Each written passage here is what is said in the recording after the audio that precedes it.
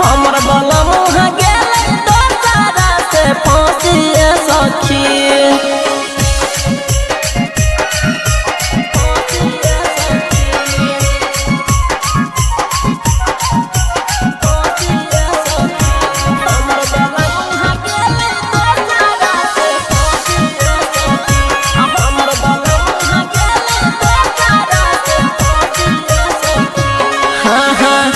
हमर पियावा के महर ललकै मातिया जहिया से गेल है सखी कर है नहीं बातिया ये सखी।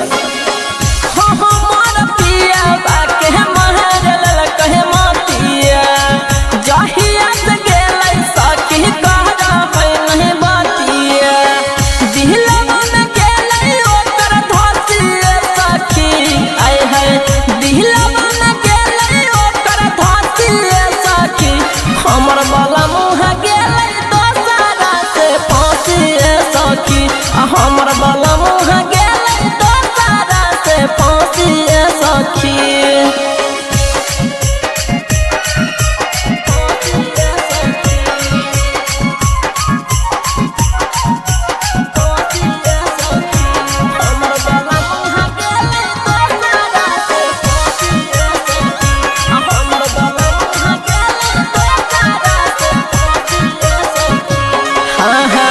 देखबो न केल कहे सखी हमारो हालतिया पारा कस देवर सखी मानो है नहीं बातिया सखी रे।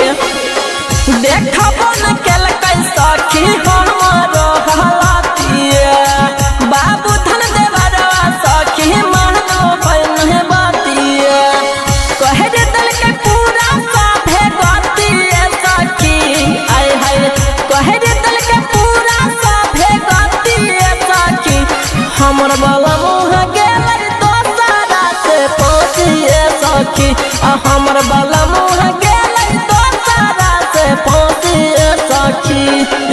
का बताइए सखी।